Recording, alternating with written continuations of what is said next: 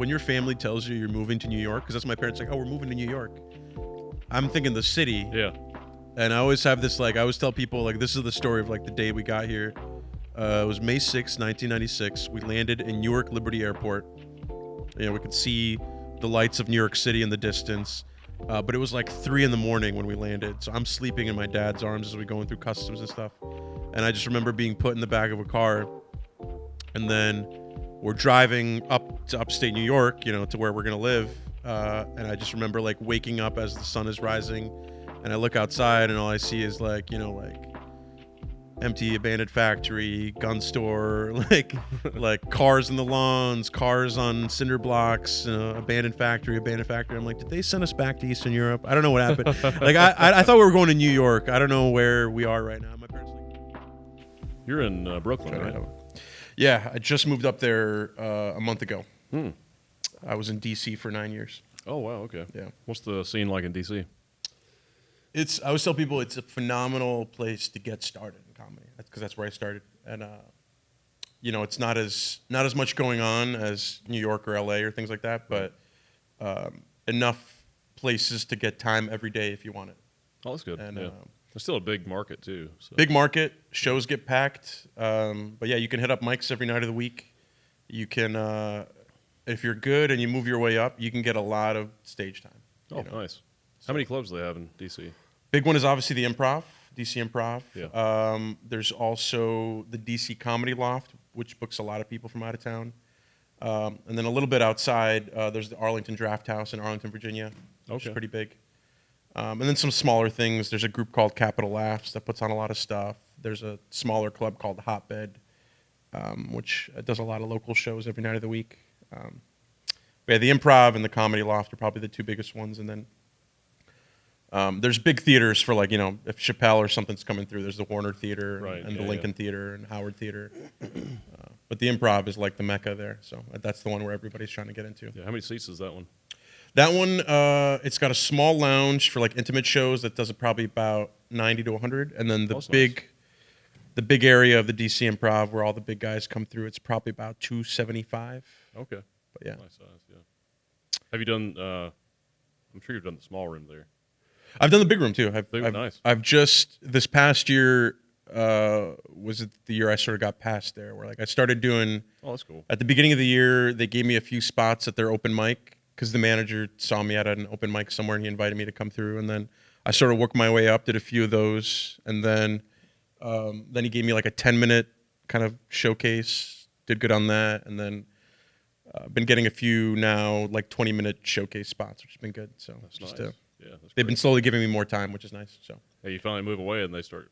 Yeah, no, but I mean, I go back and forth a lot. Like Yeah, I came here from DC because I was doing a few shows up there. So I told the manager down there, like, hey, you give me a call if you need me down here. I will take a night bus. I will, you know, even if it's the next day, like, I will get there, whatever the show. It's only a 4-hour drive. So. Yeah, it's a great opportunity too. Yeah, exactly. Cool. So you've been at it for 10 years? Is that? I was in DC for 9 years. Yeah, just about 9 years. Not doing comedy the whole time. Oh, okay. So you started comedy while you were in DC? While I was in DC. Gotcha. How long have you been doing stand-up? I just hit like a little shy of 3 years, like 2.5. Oh, wow. That's not too long. 2.5. That's impressive, dude, to be passed at the Improv in 3 years. I worked fast. Yeah. I was hungry. Don't waste time. Yeah, it was one of these things where, like, it was probably 6 or 7 months in where I was just like, I really love this, and I was like, I'm going to put my energy towards it. And then I just started going out every night. That's good. And that's what it takes, honestly. It's just what's your process like? To write or to, like, get out? Yeah, your writing process. Well, all of it. Yeah, all of it. Oh man, a lot of it's all connected. No, absolutely. Yeah. I would say for writing, it's like I really have to zone myself out. Like, I have to have dedicated spots to like I'm just gonna go sit somewhere for 20, 30 minutes and focus. But I try to write at least one. I try to touch up one thing a day, if that makes sense. You know what I mean? Like, even if it's like for a little bit, I just try to touch up one thing a day. There's no perfect thing, and sometimes I'll just wake up in the middle of the night and I have ideas. And I just got to write. But yeah, I'm sure you write down ideas all day, every day. Yeah, that's really the thing. Is just like I'm a bit of an insomniac, so like I keep a notebook by my bed because I'll wake up in the middle of the night sometimes, and like my brain will just be on, and I have an idea. Common artist. Yeah, I'm the same way. I'm like, oh, I gotta write this before I forget it, and I go back to sleep. But yeah, it's just one of those things where I just like, there's no perfect process, but I try to like dedicate at least a little bit of time every day to like touch up something or to look back at an old video and rewrite something that I didn't think worked out as well. But so when you have a premise or an idea that you've written down in your notes, do you try to go on stage and talk about it first, and then go back and sit down and write it out once you start figuring out the bit? Or now, I'd say for me, it's always been easier to. I don't like to riff on stage as much. Like I like to have a plan of action. So like I'll take a bit and I will write it out into almost like a story, and then I'll go back into that story and take out the fluff and find the punchers, the punchlines. Okay. I know there's comics that just like, oh, I want to talk about this subject, and they'll just go on stage and riff without having a plan. I don't think that's my style. It's more, I like having a plan of action. Yeah, I'm more I'm more that way myself. Mm-hmm. I've gotten more comfortable with just talking about ideas on stage. Yeah. But I'll still think about it. Like if I have an idea, I think it's got legs, then I'll just keep thinking about it and let my mind sort of run with it. Oh, absolutely. And then occasionally I'll just start talking about it and record it, and then I'll go on stage and it already has some structure before I actually try to just start rambling, Yeah. And that way I can get their reaction to it if they think it's funny. And if they do, then I can start building off that one, and then I'll just write on that bit for a few weeks, well, it never stops. I mean, you dive into crowd work a lot or no? No, I try to avoid it. Try to avoid it? Yeah. I mean, if they offer it, I'll just have to deal with it, But I'm not a crowd work comic. Yeah. I've gotten some good material from audiences though. Oh, absolutely. I'm not much myself either. There's some natural moments that come up, but I have a lot of comedy friends who will do like an entire 30-minute special or something with no planned material. It's just like them in a club just talking to the audience, and it's not my thing. Right. Yeah, well, I can't do that. I can never do that. I think those comics up in the bigger markets, like or in like New York and places like that, they have a lot more opportunity for that, I believe, to work that muscle. Here, well, I mean, I guess you could do it here too, but I try to avoid it. To me, it's like I want to be really comfortable on stage. I want to have a conversation with the audience, and I want them to feel that I'm connecting with them and that I'm actually interacting with them on a personal level. Yeah. I just don't want them to talk to me. Like I want to do all the talking.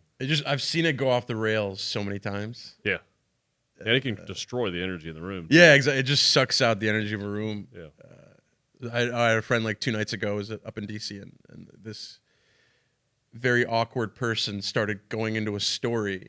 Like he asked the audience member a question, and they started going into like a very long story, and I could just see my friend's face on stage is like, I just opened up a can of worms, and like this guy's kind of awkward, and it's sucking the energy of the room, and he was like trying to find a way to cut in to get him to like shut up almost, basically. But it's like also you don't want to be mean because you don't want to alienate the guy or whatever. But it's like, and you ask the question, like if exactly. If you interact or if you offer them the opportunity to interact with you, you have to be able to deal with that. And you don't know the type of person you're talking to, so it opens up a can of worms sometimes. But I hate it when people heckle you at open mics, though. That's like you're trying to articulate this complex idea, and people are giving you shit about it. It's like, hey, it's an open mic. It's a free show where we're testing material, man. This is where I'm figuring this thing out. Yeah. It's coming from a good place. I'm just trying to figure out how to explain it in a funny way. Exactly. This is not the time and place to do it. But. And I'm being, and also you're being vulnerable. Like you're saying crazy shit sometimes that you would never say to people in public. Yeah. That you're trying to, you have this idea, and it's a difficult craft. And then I think it's crazy that people will get mad at you about that at a place where you're trying to do the work. Oh yeah, absolutely. Yeah. I mean, there are people where it's not coming from a good place, and it's just. Oh, absolutely. Yeah. I mean, there's jerks out there, but is the vibe here? Like, I feel like every time I come down south, like, I always do better with my darker material. Yeah, people. They like darker stuff down south. Yeah, a lot of definitely drama last here. year at the festival, I did some darker jokes and it went very well. Every time I go to like Virginia or South Carolina. I've been to Florida a few times, and I do like darker stuff. Way more. DC's a little tight. New York's Really? pretty good with dark stuff. DC is kind of in a bubble, and people there are a little sensitive about stuff. They're doing good. So The audience is more successful probably. yeah, I just like and not to say like offensive stuff, but just like I have jokes about mental health and things like that, and death and dying and dealing with family that are dying and things like that, and they just get tight. They don't laugh as much. But I do that stuff down south. People are way more into it. I don't know why. I don't know if that's the vibe around here, but that's what I feel like. People like darker stuff. A lot of trauma here. A lot of struggle. Yeah, people are. Yeah, it's just it can be difficult. Like a lot of my material is darker too, and which is funny because I'm not a dark person. I'm very optimistic and positive. I mean, I deal with anxiety and depression and all that stuff too. But I'm irrationally optimistic because I'm an entrepreneur. I'm a nihilist. So. Okay, we got some competing. Nah. Got some balance. Yeah.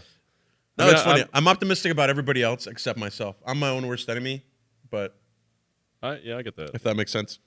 I'm realistic about things, but I try to stay positive. But absolutely. But my material is a lot of it's pretty dark, yeah. And because it's, I'm dealing with personal traumas that I've experienced, and also society and you know, all these issues. And I think it's important to talk about a lot of these dark issues too, because if you're offended by me talking about a dark issue or by a comic talking about a dark issue, unless they're just being hateful, but if you're just offended because of the issue, then maybe that's the issue. Like maybe we need to fix that issue. Like that needs to be, because if you don't want me talking about it, then it shouldn't exist.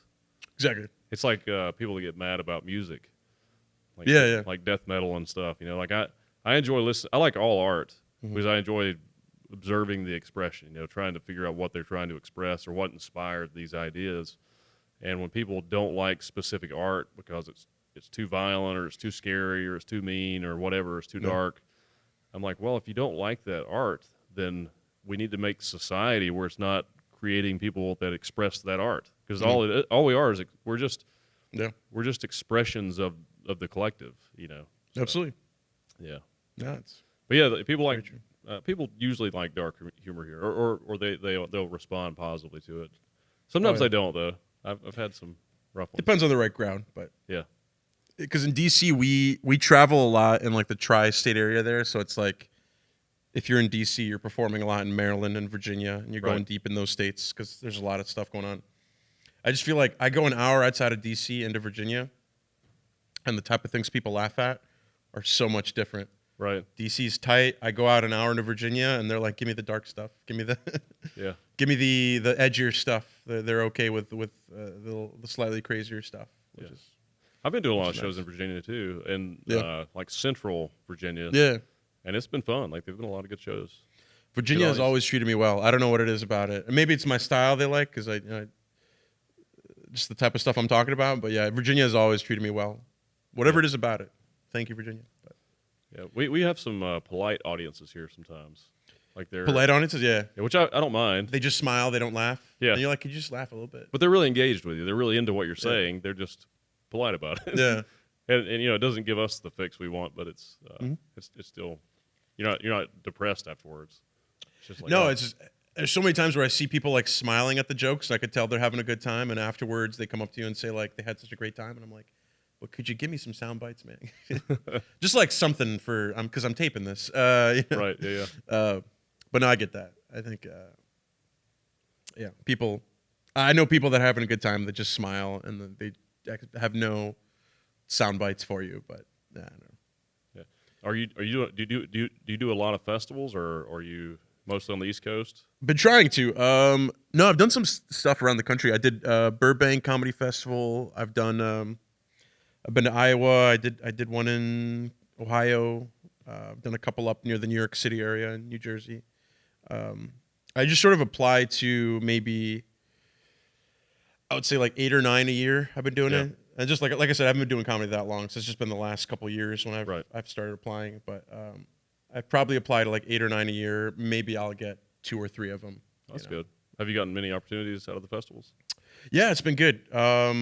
I did Burbank last year. That was fun. I got I got Best of the Fest over there, like a group of comics that they pick for that's like. cool. They give us like a final showcase because the bookers are watching all the shows we're doing, so that was fun. And then the other good one I did the Floodwater, which was up in Iowa City, in Iowa, and that was fun too. They packed out the shows there, and I met some bookers for some of the other. I mean, the cool thing about festivals, like you meet bookers and producers from other cities. Like there's a guy there from like Des Moines, which is close by to Iowa City, Right. and he's like, "I'll come over to Des Moines, do a show there." So I went there. So it's like those connections are.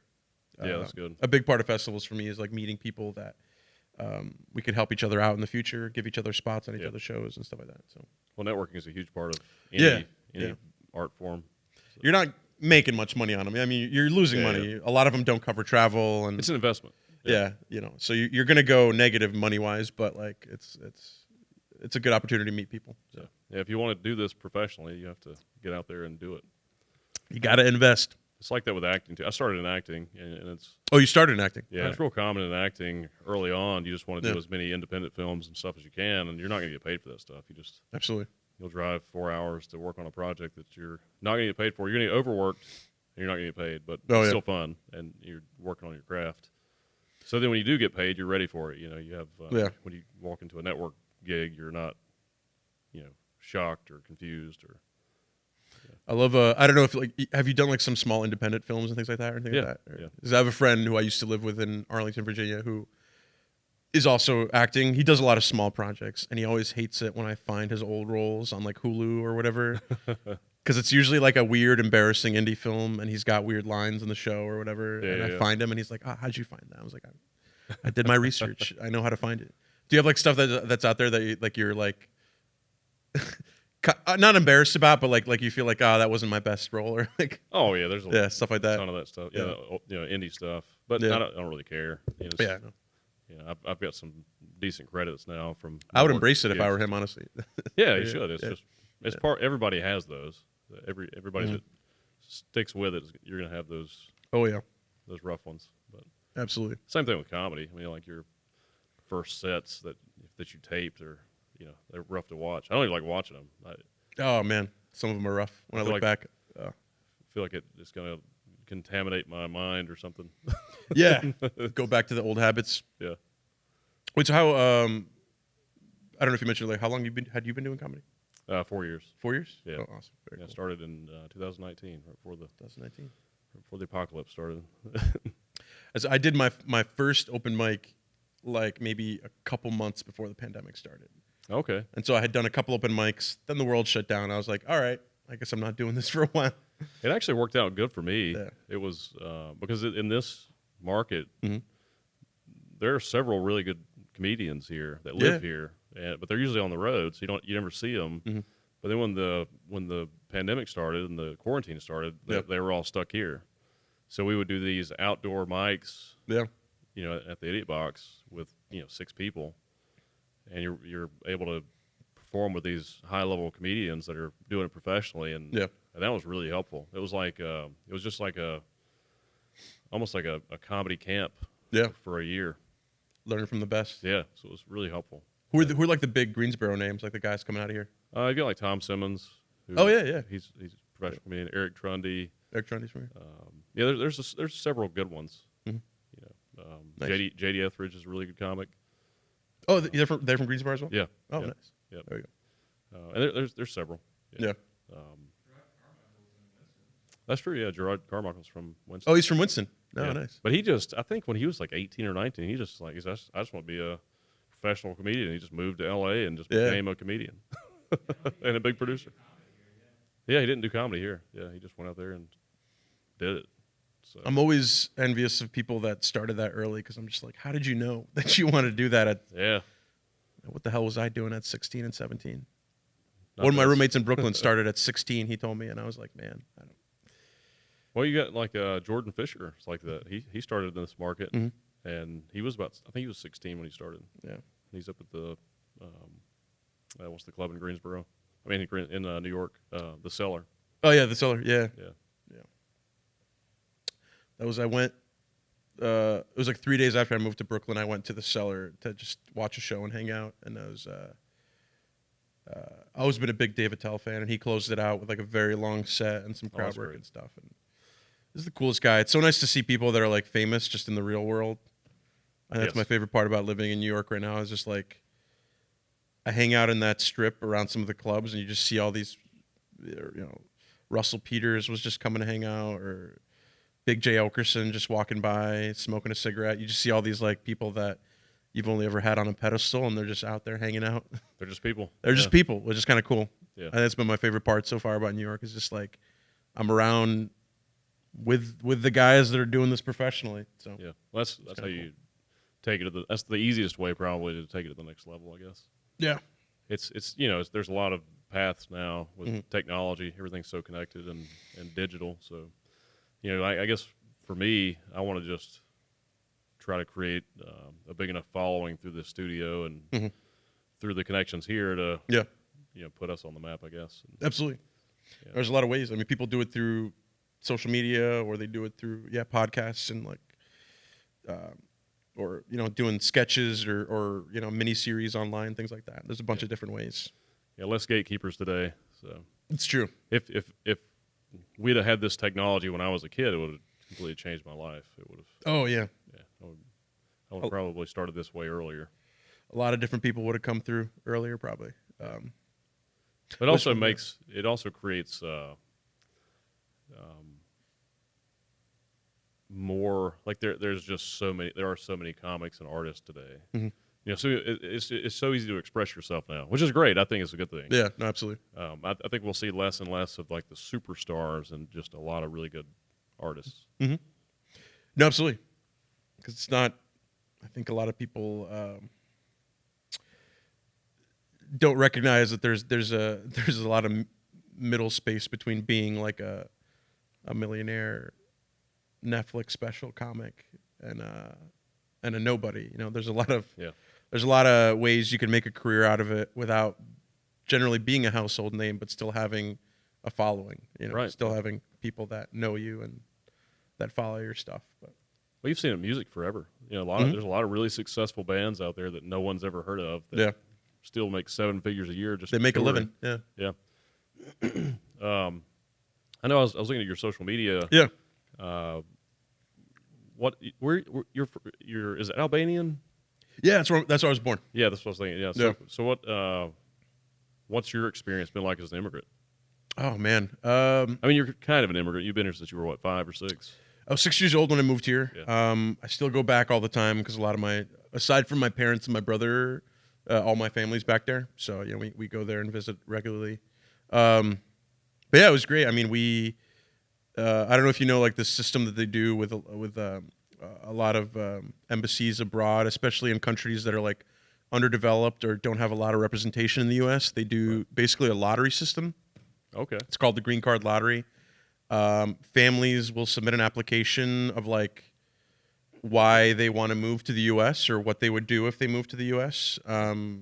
It's almost like applying to a college. And then they'll pick a couple families a year from some of these countries. Basically, you get a green card, you move over to the States, and you start life anew.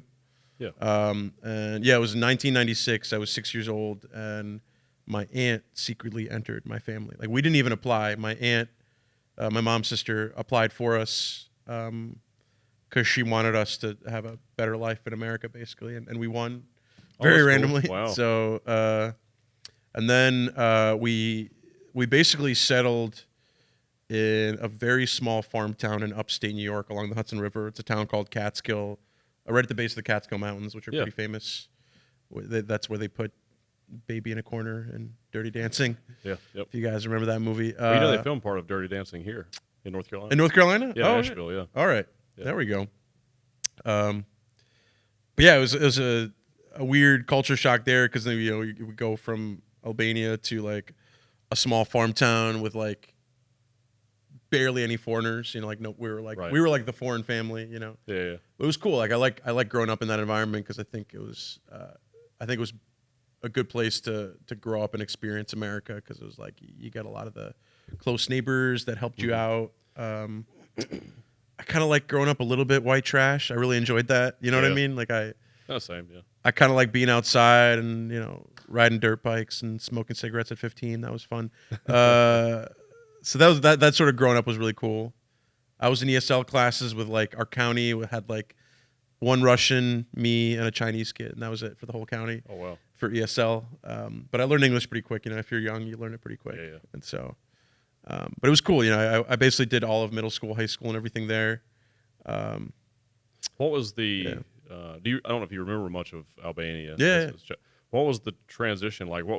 How did your life change from when you were in Albania to the U.S.? It was really nice not to have to use squat toilets. That was amazing. Oh yeah. I saw my first porcelain toilet in America. It was incredible. Well, it's big. So Albania does a lot of those Turkish style like squat toilets. You know what I'm talking about? It's just a porcelain hole in the ground, and you just squat over it. Yeah. Gotcha. Because apparently we can't afford the seat. I don't know what it is, but that was a cool experience. But it's just like, you know, it's a developing country, so it's just like, you know, electricity. Yeah, we have roving blackouts. You know, in Albania, it's still infrastructure is not that great. You know, roads aren't that great. You know, don't drink the tap water. It's not that safe, probably. You know, stuff like that. It's like so. It's nice to move to a place where I'm like, oh, the lights always work here. That's cool. Or you know.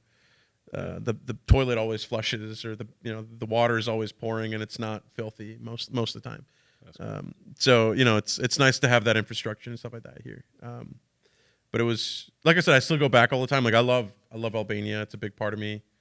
I got it tattooed on my arm here. You know, nice. So it's a big part of my heritage, and I never forget that. But I always, you know, I always consider myself. I'm not an Albanian. I'm not an American. I'm an Albanian American. You know. Yeah.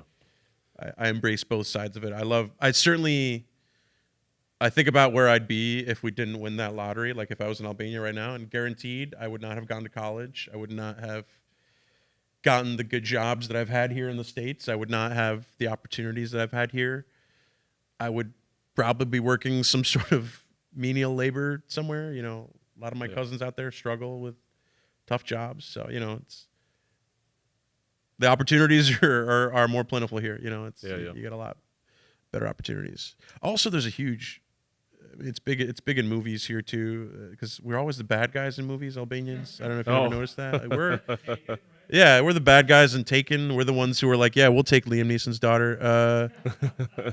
There's my cousin is a cop in Albania, and he's like, there's whole villages in Albania that are just run by the mafia, and cops don't go in there because the mafia has better weapons than the cops do. And so they're like, you guys can just have that town. We won't go in there. That's your city, or that's your town. That's you know, I'm sure I would have had a rough upbringing if I grew up out there. But that's what poverty creates, you know. Exactly. You know, I grew up poor too. I actually understand the toilet. But we had believe it or not, we had an outhouse when I was a kid. Oh, there we go. Yeah. So we didn't have plumbing until I was 8. Mm. Yeah. So I understand. It's a wonderful experience to sit down for the first time in a nice porcelain toilet. I'll never forget that day. I also thought it was funny. I mean, like, you know, when your family tells you you're moving to New York, because that's my parents like, oh, we're moving to New York. I'm thinking the city. Yeah. And I always have this, like, I always tell people, like, this is the story of, like, the day we got here. It was May 6, 1996. We landed in Newark Liberty Airport. You know, we could see the lights of New York City in the distance. But it was like 3 a.m. when we landed. So I'm sleeping in my dad's arms as we're going through customs and stuff. And I just remember being put in the back of a car. And then we're driving up to upstate New York, you know, to where we're going to live. And I just remember, like, waking up as the sun is rising. And I look outside, and all I see is, like, you know, like, empty abandoned factory, gun store, like cars in the lawns, cars on cinder blocks, abandoned factory. I'm like, did they send us back to Eastern Europe? I don't know what happened. Like I thought we were going to New York. I don't know where we are right now. My parents are like, no, we're going to like deep New York. Like we're in New York State. And I was like, oh, okay. This is funny because we were, the county I grew up in is the poorest county in New York State. Oh. So it's almost like I moved into the Eastern Europe of New York State, which is great. Right. Really nice transition. Not to say anything bad about it. I loved my upbringing there, but it's you know, it was a struggling county where a lot of businesses and factories had disappeared through the years. The 90s, mid-90s. They rough were all, for New York State. Yeah, well, all the small towns across the country. Yeah. You know, even where I grew up, you know, it was, the economy was booming in the small town I lived in as a kid until the 90s. And then between probably 92 and 2000, devastating. Yeah. 90% of the businesses left. Mhm. Like the higher paying manufacturing businesses, they all went to China and Mexico and other countries. Yeah, exactly. Yeah. A lot of stuff got mechanized, so a lot of jobs just basically became obsolete. And That's so when the heroin and meth moved in. it's huge drug problems in that area, which Yeah. is tough. But No opportunities. It's not the people. People are fine. It's Yeah. just you take the opportunities away from people. They're miserable. Everybody's sad and depressed. They have to try to find an escape. And it turns out, now, I always tell people that there's not a lot of differences between poor people in the city and poor people in small town America. They've gone through the same cycles of unavailability of jobs or low paying jobs and then drugs coming in. Like it's the same. Like you go to my county in where I grew up, it's like they had the same shitty experiences as people growing up in tough parts of New York City, where it's like jobs left or things became tough, drugs came in. Yep. A lot of people got hooked on drugs. A lot of crime upticked, and now you're getting. It's like upstate New York is because I visited like last fall to see some friends, and they're going through almost the gentrification process because like hipsters from New York are moving to upstate New York because land is cheaper and they can work remote. Mm-hmm. And so I went back there and there's like breweries and like artists lofts and all this stuff, and I'm like, man, that's good.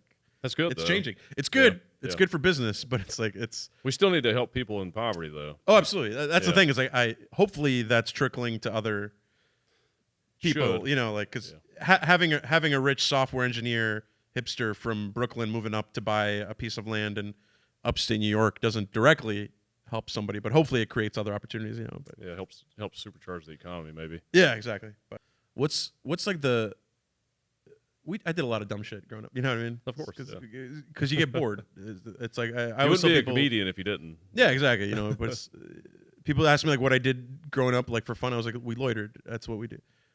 That's all we did. We hang out at the gas station and we wait for somebody to buy us cigarettes. But I was asking people like, do you remember like what the dumbest thing you did growing up was? Like the dumbest little small town thing? Yeah, there were so many. So many to choose from. We lived in the country too. So Yeah. It was,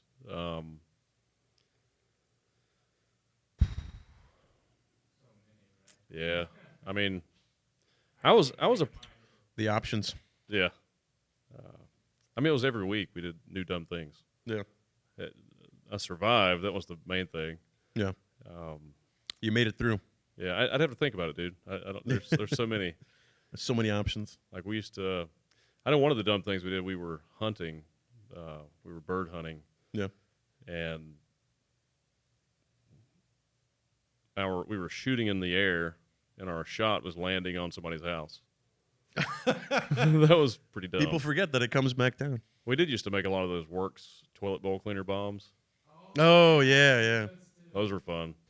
I remember one time we took and I was probably 11, maybe 12. We took a sled. I had one of those sleds with the metal runners. Yeah. And you could steer it, with your feet. You could sit on it and steer the runners. But we took a piece of plywood and put on top of it, and the three of my friends, we all sat on top of the sled and went down this huge driveway. It was probably a quarter of a mile. Yeah. And at the bottom of the driveway is a curve, and then there's like a big drop off in a ditch and stuff. Yeah. And we were going really fast right before we got to the curve, and I pushed the runner to go around the curve, and it just kept going straight. And we went off the embankment. Oh, I love that. That was painful, but it's so fun. We survived. Oh, that's the way to do it. I think that's why I appreciate small town living. Not that I, my mindset always was just like do good in school so you can get out of here. But yeah, I always appreciated the growing up there because you just had a lot more freedoms and stuff. Yeah, there's a lot of community. Walking around, vibes. riding your bike around, Yeah, we had like probably a 5 to 10 mile radius that we would all just travel within on our bicycles and stuff. That whole timeline of just like I just remember riding my bike for miles, no cell phone, Yeah. My mom doesn't know where the hell I am. That just doesn't happen anymore. Like, because every kid has a cell phone now. But I just remember like how did I grow up in that time where I can just like leave home for hours and hours and my mom has no idea where I am? Yeah. I would never tell her. I'd be like, oh, I'm going to Tim's house, but then we're riding our bikes somewhere, and I wouldn't tell her where we're going, and she just assumed that I'd get back home eventually. Yeah. And we did, but it was just like, man, I can't imagine kids doing that these days. No, there's no way I would let my daughter do that. Yeah. But that was the 80s and 90s. Yeah, it's just, it builds some character. Flip phones were coming in hot when I was in high school, but my parents never thought I needed one, and so I didn't get a phone until college. I didn't get a phone until the summer after high school. I went to GT Wireless and got my first cell phone, so I could build my credit. And GT Wireless. Yeah, it got bought up by Verizon. But yeah. Man, there's a lot of companies like that. Yeah. Well, that's Boost Mobile. That's where I got one. Boost Mobile rip. Yep. Right. Is Boost still around? I think so, yeah. God, this country. Love it. Boost Mobile. They just use I think they use Verizon's network. Yeah, they use somebody else's network. Yeah. Oh, man. I always loved, just like, the big thing for us, like, growing up was, like, again, because, like, a lot of businesses and stuff moving out, it was just, like, exploring abandoned places was a big thing for us. Oh, yeah. We would hang out in, like, old, farmhouses that were decrepit or, like, old factories. There was a big cement factory that was, like, huge up in Greene County, New York, that we would like ride our bikes to and just hang out in this like really creepy abandoned factory, start a bonfire, drink. It was like weird the things that we would do. Like we would just go hang out in abandoned creepy places. Yeah. Because there was no parents around. We could just do what we want. We get somebody to buy beer or whatever and just go hang out, start a fire. That was always I feel like the like these days, it's like if we're doing something, everyone like wants logistics. Like, where are we going? What are we doing? Who's going to be there? Like, back then, I feel like the only thing was like, where can we start a fire? Right. Like that was like the buildup of like the activity we're doing. Like, oh, where are we starting the fire today? Like, oh, this guy's house, or like, oh, this place. Like we didn't even care about logistics. It was like, oh, where can we build a fire? Yeah. Well, I was big into skateboarding when I was a teenager. And there we go. Yeah. We would always go to old buildings and skate and stuff. Yeah. There was specifically a school. We used to go to this old school, and they had ramps built in the old auditorium of the school. Yeah. And that was a fun place. Yeah. I love that.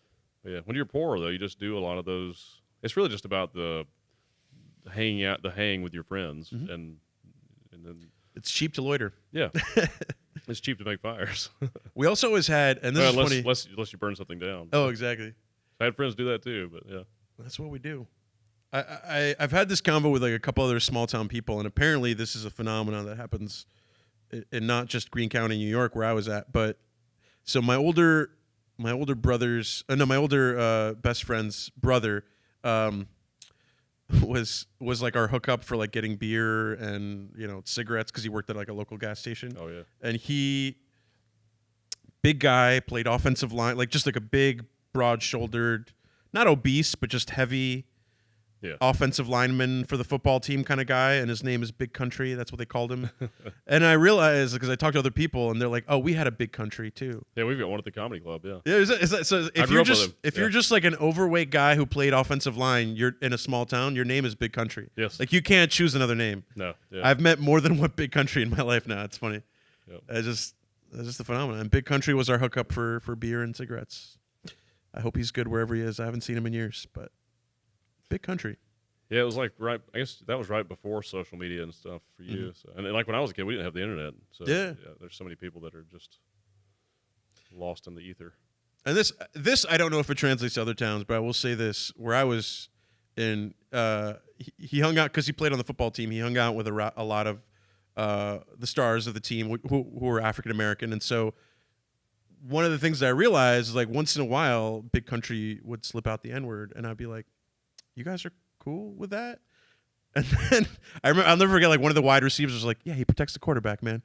I'm like, "Oh, so he gets one. Okay, that's good to know. All right, that's cool." Wow. But because like he hung out a lot with like all the stars of the team, who a lot of them were black. So like once in a while, I'd be hanging with him, and like he'd throw out the N-word, and I'd be like, "You guys are cool with that?" He's like, "Yeah, he gets one of those once in a while."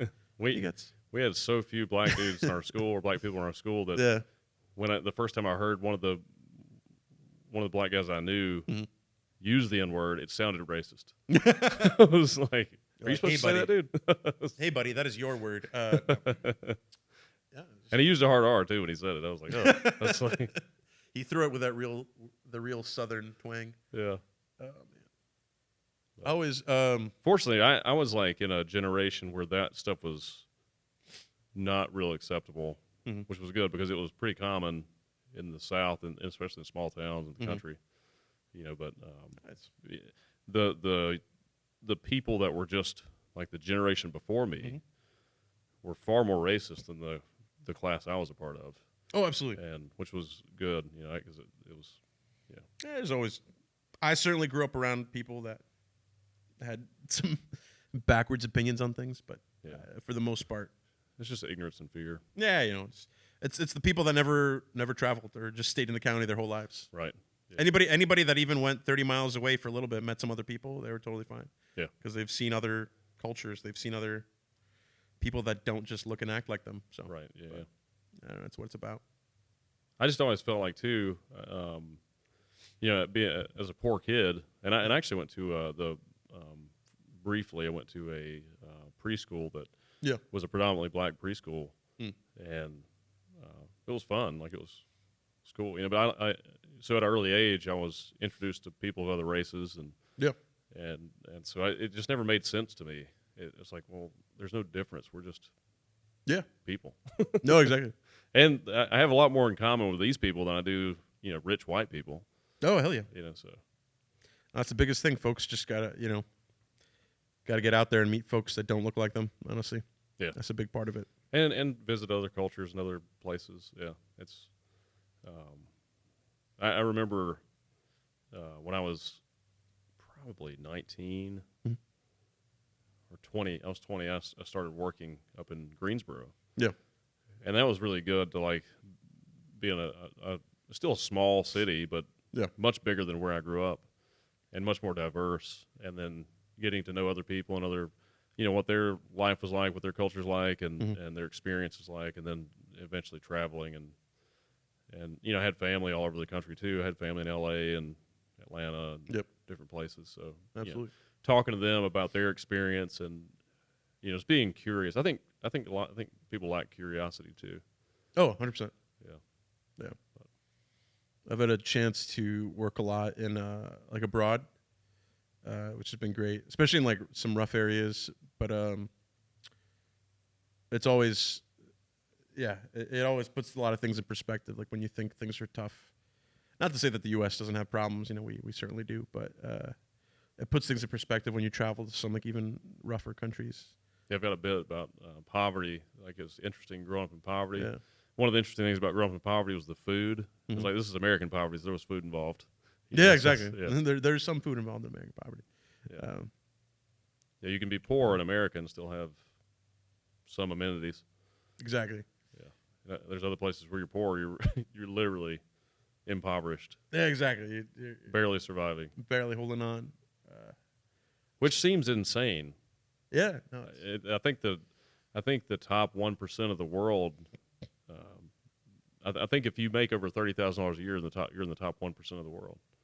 Oh yeah. That level is yeah. And if you make $30,000 a year in the U.S., you're poor. Exactly. It's all about the exchange rate. The dollar takes you pretty far in Albania. I always tell people, if you want a cheap European vacation, go to Albania. What's how safe is it there? Oh, it's pretty solid, honestly. I mean, you know, like I said, there's a mafia, there are drugs. Yeah.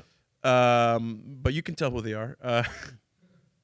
Would I go through Albania as like a solo attractive woman running around with nobody with you at all times? Yeah, exactly. With no 55-year-old Northern Irish father to protect you. No, you know, be careful in that respect. But in general, they love and protect Americans. Like Albania is huge on America. Okay. I think it's the only country in the world that has both a statue of Bill Clinton and George Bush, which is because they both in different respects helped Albania. Like they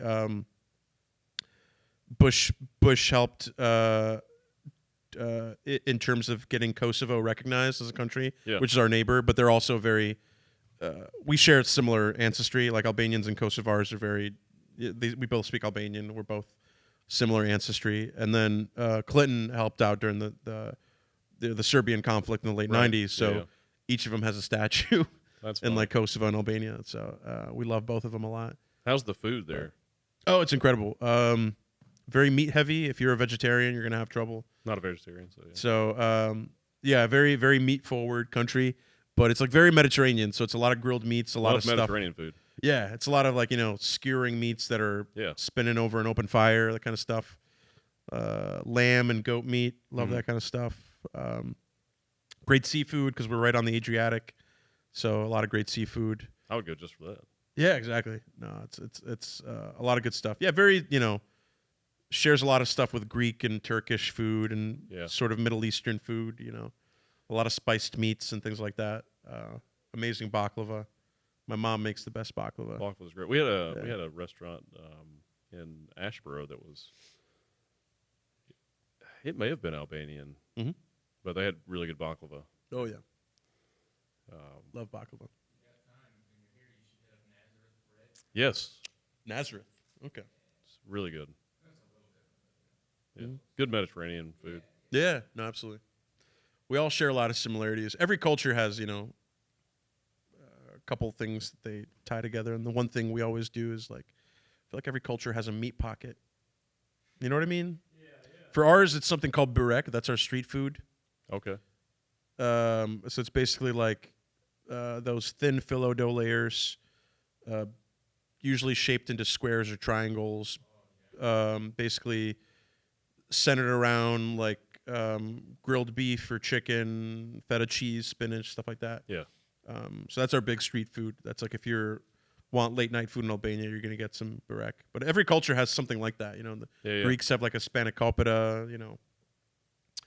What's Italians got the calzone. Yeah, we got the hot pocket in America. Every culture has some sort of thing built around a pocket of meat. Yes. Yeah. It's just good street food. Yeah, Never had those.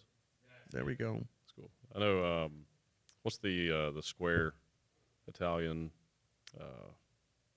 Stromboli. Not stromboli. Can't believe the name of it. It's like the squares that have meat in them. They're Oh, pasta squares. what's the name for that? Ravioli. Yeah. Oh yeah, the ravioli. Yeah, Oh, ravioli, Yeah. yeah. What do we have in the U.S. that's like that? I mean, we're a young country, so we don't have a lot of. Yeah. We have everybody else's stuff. Yeah. Yeah, because it's an amalgamation of every other culture, basically. Yeah. So, they always got a meat pocket. The exchange rate though is so amazing in Albania. It's like the most expensive thing about a trip to Albania is the flight. Getting there because you got to transfer. How somewhere far is here. it? It's just because you got to transfer. Like, you got to. Our airport, and I use that term loosely, is so small. Like, you can only connect to a couple cities, really. Oh. So you can go through like Rome or I think Austria or Zurich and Frankfurt. It's like 3 or 4 cities that will connect you to Tirana, which is our main capital city airport. So it's just because of that, you're gonna have to transfer, probably have a little layover, and then Yeah.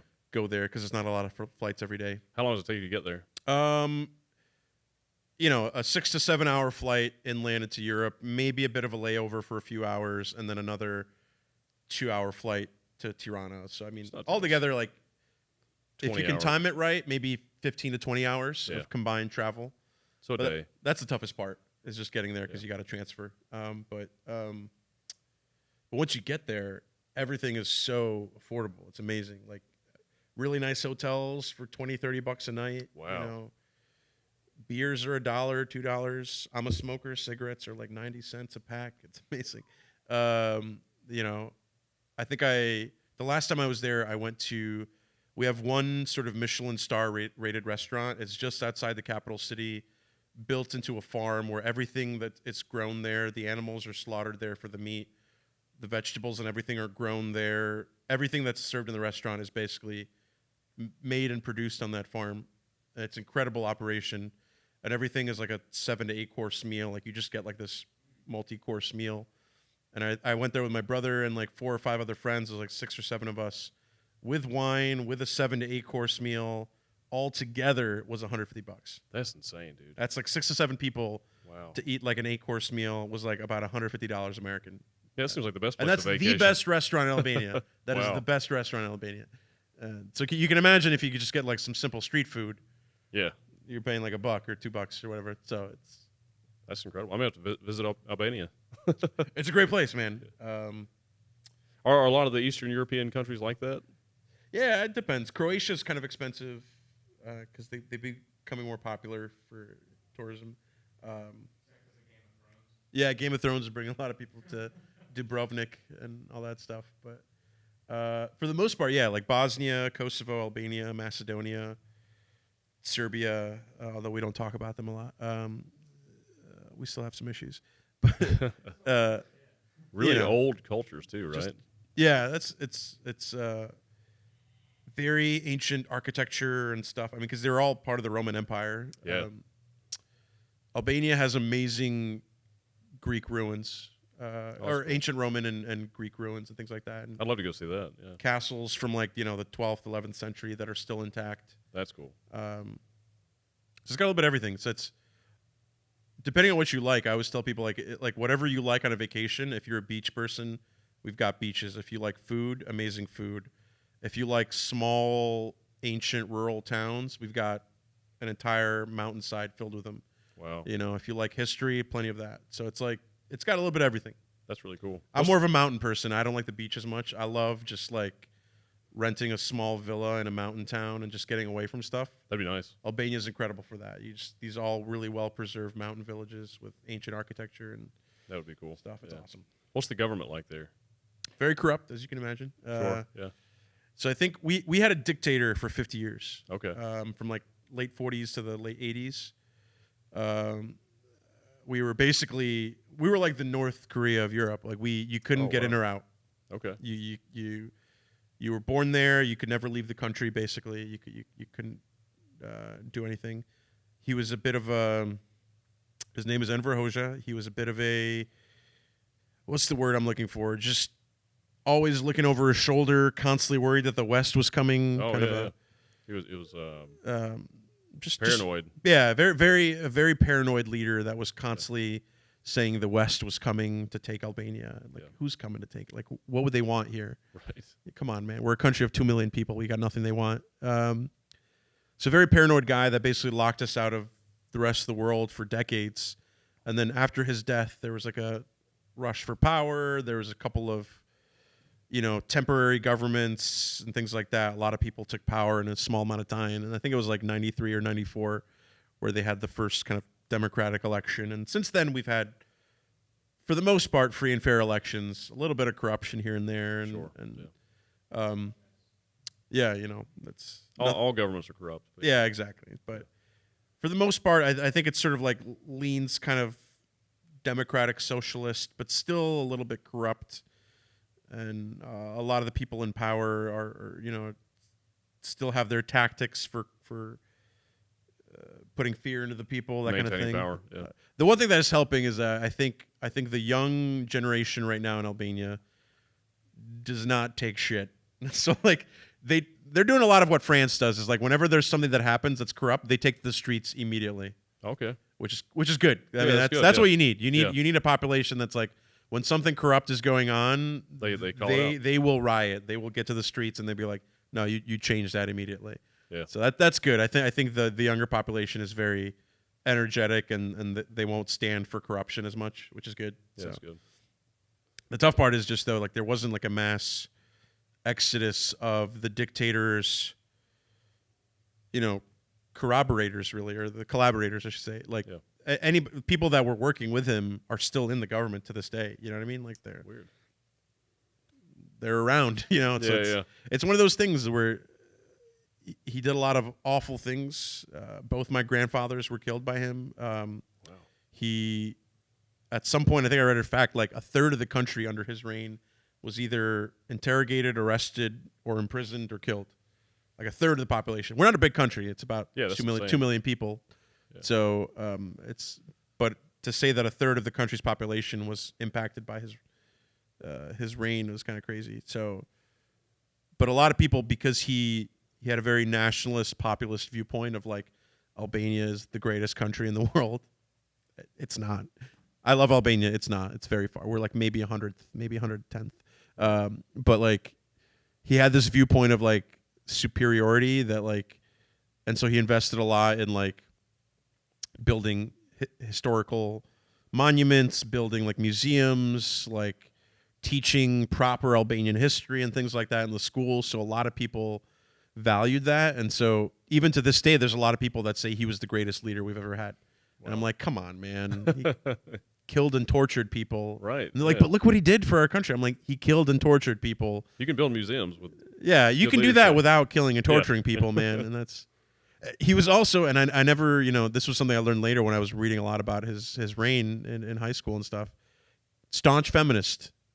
He mandated, so like Albania, we're a Muslim country, not in an extreme sense. I think we're very, very light touch of Islam, but but it's a predominantly Muslim country. So in the 40s and 50s, very male dominated culture. Sure. Men had the big positions. Women were expected to have kids. A lot of countries. I mean, not the U.S. was like that too. Yeah, so most when he took control in like the 40s and 50s, he mandated that 50% of his government needed to be staffed by women. Interesting. Because he's like, women need to be part of our they need to have a say in our government. They have just as much to give as the men. And again, it's like when you talked about his reign, I never would have guessed feminist. Yeah. But that's maybe his wife was a feminist. Yeah, who knows? It's one of these things where like, oh, he's a dictator but a feminist. Strange. All right, yeah. It's strange. Like he gave women a lot of positions of power, but he also killed a lot of people. So it's one of those things where like, I don't know. Well, I mean, most How do you people take were that? savages. Exactly. 100 years ago. So. No, it's true, but it's because of things like that a lot of people still hold him in high regard. But I'm like, but he killed a lot of people. Well, it's good to notice people's admirable traits. Yeah, I and mean, you can say, well, they did a good job with this, but they still suck as a human. So Come on, man. Shitty person. But, Hitler was an animal rights activist. Come on, that doesn't take away the. He was a painter. I can't be like, but he loved dogs. I'm like, yeah, okay, he's still. Come on, like that's what anybody from Albania that talks to me about like him being a good leader. I'm like, but come on, man. Yeah. He killed and tortured his way through that entire country. Come on. Do you want to tell everyone how they can follow you? Instagram, Facebook. Absolutely. You guys can follow me home because I'm lonely. No, it's my Instagram is just my name, so it's just at Ivi.Demi. So it's IVIDEMI. I post a lot of my show dates and wherever I'll be on my website. It's just ividemi.com. If folks are ever traveling through DC and New York, I produce a lot with Don't Tell Comedy. I always tell people, you guys have that down here? Don't Tell Comedy in Greensboro? No, we don't. They're in Charlotte and Raleigh? I've heard of it, yeah. It'd be cool to have it here, though. Yeah, they're franchising out everywhere, but I run their DC chapter. I'm hopefully starting to get ingratiated in the New York City chapter after I meet with them a little bit. But how are those shows going? Fantastic. They got a great network, and it's all like, if you guys don't know what their model, it's basically like they do secret shows and secret lineups. So you buy the ticket knowing what neighborhood the show is going to be at, and then the morning of the event, ticket buyers will get an email saying where the venue is, rules about the venue, like if it's BYOB or if there's going to be a bar there or cash bar, whatever. Yeah. All that will go to their emails, and the lineups are secret and all that stuff. And so it's cool. Just cool venues. We try to do stuff that's like not a bar or restaurant. We try to do like hotels or houses or businesses, things like that. Yeah, we talked about doing one of those here. Yeah, absolutely. So check out. I'm the DC producer for Don't Tell. So if any folks are ever in DC, come check out my shows. Don'tTellComedy.com. Would love to see folks there. But yeah. Do you have a YouTube channel or podcast or anything? No podcast. I do post a lot of my videos on YouTube. Again, it's just my name, Ivi Demi, IVIDEMI. Awesome. I'm not a good social media person. I'm trying to be better at it. It's tough. But yeah. if folks want to find me in terms of my schedule, I'll post a lot of my calendar on my website and stuff like that. So awesome. Well, dude, it's been a pleasure. And it's been an absolute pleasure. Really appreciate the time. Yep, sure. Hope you guys enjoyed the episode. If you did, be sure to like and subscribe. We'll see you next week. Bye, guys.